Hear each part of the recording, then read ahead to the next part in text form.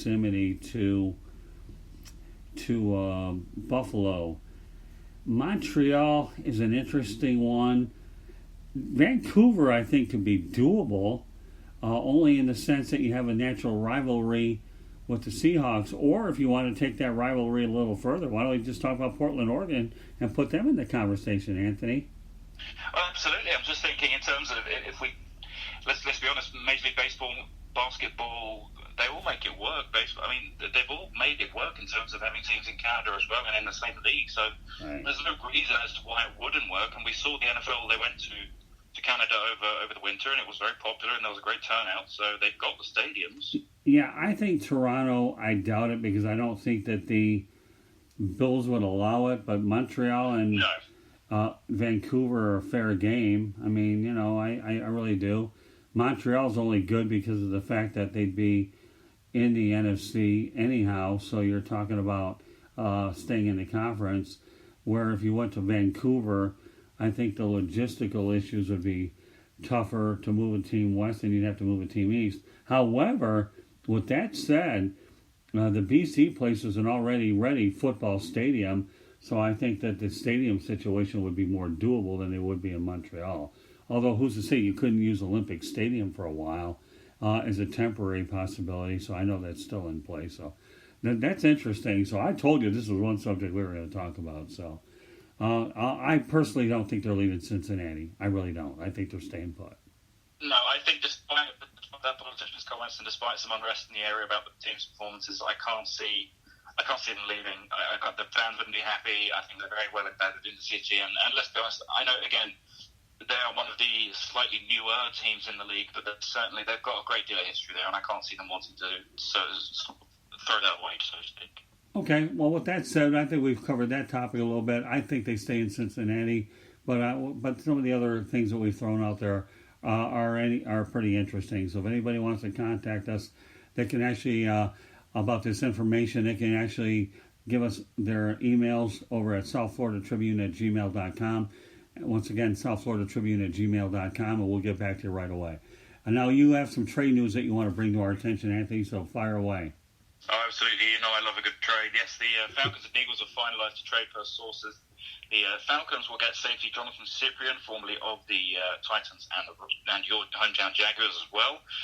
They will get a 7th-round pick in 2020. In trade, the Eagles will get linebacker Duke Riley and a 6th-round pick in 2020.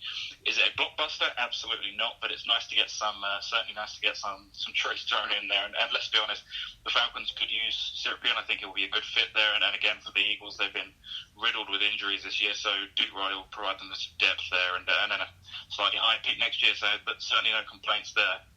Yes, obviously I've mentioned AJ Green there earlier on. There's rumours about a trade. There's nothing concrete at this point in time. It's merely speculation. But yes, there has been some discussion about whether that's going to happen or not. Other moves, outside linebacker Bradley Chubb for Broncos is now out for the year with a torn ACL. That's a big loss for Vic Fangio's team and his defense there. And yes, that's going to be a real, and let's be perfectly honest, that means Von Miller's going to get a lot more attention all of a sudden. So that's a real shame for that potentially dangerous defense up there in Colorado. Sam Darnold has been cleared to throw for the Jets. There were concerns the other day about his spleen, so there's no, as far as I'm aware, at this point in time, he needs more time to prepare. He needs more time to heal before he can get back into physical contact. So it's going to be some time yet, I believe, for Jets before Sam Darnold sees some time on the field again, which is a shame for them. Obviously, their season not going nowhere near as expected this year. Sticking with QBs, Mitch Trubisky is out this week after dislocating his shoulder last week. Chase Daniel did a decent job in his place, so he will be starting in his place again this week. But yes, thankfully it's nothing more dangerous than a dislocated shoulder, so he should be back relatively soon. Wide receiver Golden Tate has been activated by the Giants. Good news for them. They have an incredibly depleted receiver corps. It's another good, reliable target there for Daniel Jones to use in New York. That's some good news for them. And then sticking with the Giants, rookie middle linebacker Ryan Connolly has suffered a torn ACL. It was in Sunday's game against Washington. He is now out for the season. So a little bit of good, a little bit of bad there for New York. Not entirely sure how they'll feel coming out today. I'm going to put you on the spot about a couple players, okay? How do you think Golden Tate is going to perform this weekend, Anthony Wood? I'm excited about Golden Tate. He looked good in preseason. He's in good shape. He was very enthusiastic. Go back a month or two when they were talking to him about his upcoming season. That was just before his initial suspension. But no, I'm very optimistic about him. I think he's a good fit for that offense, and he'll be somewhat. I can see him being somewhat of a safety blanket for Jones at this point in time. Let's be honest, their receiver core as it is weak at best at this point in time. So to get a reliable, experienced target with a calm head back in that offense is going to be a nice improvement there for Jones. Okay, let's talk about the Kansas City Chiefs-Detroit Lions game on Sunday. What were your thoughts about the way LaShawn McCoy played? I didn't see too much of LaShawn McCoy, if I'm honest. I was flicking between game to game at that point in time from what I saw from the Chiefs and Lions game. I loved the Lions' aggressiveness. They did a fantastic job, as far as I'm concerned, of containing that offense. Their main issue were the turnovers. It was so disappointing to see two right in the red zone, practically on the goal line. It was extremely disappointing from that offense, which is perfectly capable. It may not be as lethal as the Chiefs, but that was very disappointing from my point of view. That was the main takeaway I had, if I'm honest with you. That's okay, no problem. So tell us a little bit about what's going on with the Houston Texans. You're down there, and you're closer to the situation. How do you rank their chances over the weekend? If I'm being perfectly honest, their performance over last weekend was appalling. The offense was abysmal. Deshaun Watson did not look comfortable. For the fourth straight game this year, they had another change on the offensive line. This time it was forced due to an illness to Zach Fulton, or an injury, we're not sure. But yes, so on that offensive line, to put it into perspective, they only had one player who started last year, Week 17 last year, and in centre Nick Martin. It was a completely new line, otherwise they changed it every single game since then. And that's the problem. Deshaun Watson doesn't feel comfortable in the pocket.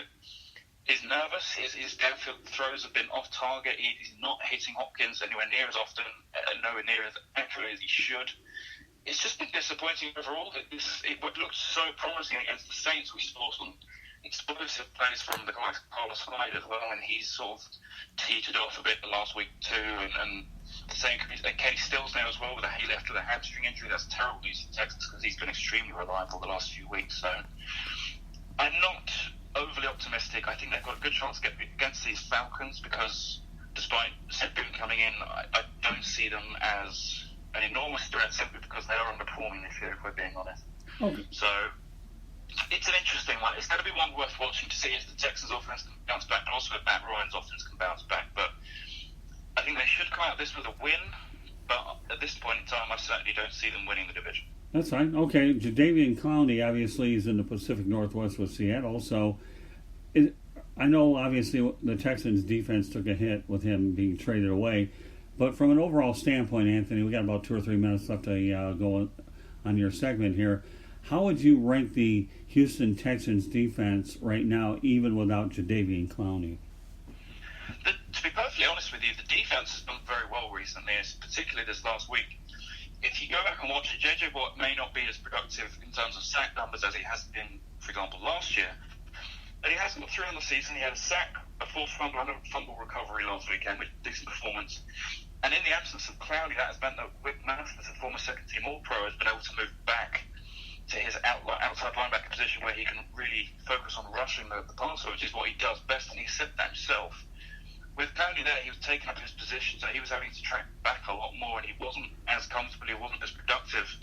He's had, I think, 4 sacks so far this year. He's had an interception. It's his 8th career interception so far. He's had, if I remember correctly, 2 strip sacks. It's been a remarkable few weeks from his point of view. And then there's something Philip Rivers actually pointed out against the Chargers was that Brent Scarlett, the special teamer who they re-signed this off-season, has very much sort of acted as Clowney in that regard. In a lot of plays, when they move Merciless around a little bit, they'll have Scarlett rushing from the insides. An interesting dynamic, and it really does seem to be working so far. So to be honest, I can't tell you that the Texans are really missing Clowney. Well, that's interesting to know. It doesn't hurt that Romeo Crennel's running the show on defense, and he's been around there for a long time. And one other thing before we let you go, Anthony, Bill O'Brien obviously has always been under fire for a while. What does he talk about his future after this year? I know that he won't talk about it a little bit, but do you think that he's really on the hot seat down in Texas?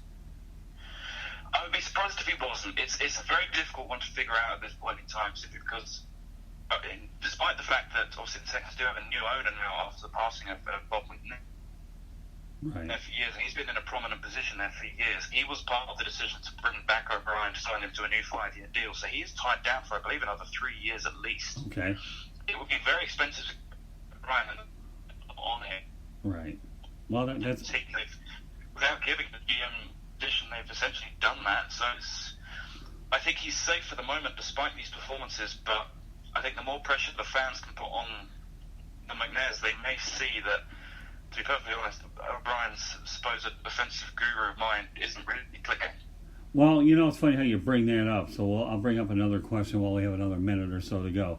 I know the Texans weren't able to get the New England guy, but I have a feeling that once his contract is up that he'll be making his way down to the site adjacent to the Houston Astrodome. So I have a feeling that once they get a permanent GM in place that can work with O'Brien, that we lost Anthony for a moment, but I'm sure we'll have him back. But I think that he'll be able to hold that position a little bit for another year, because Anthony did indicate that he was definitely there will be some more stability. So we're trying to get Anthony Wood back on. So, but that's there we go. The wonders of modern technology. That's okay. Don't worry about it. Anyways, Anthony, let's go back to my initial point. I'll talk about the potential possibility of them landing that Patriots executive. So give me your thoughts on that before we wrap things up.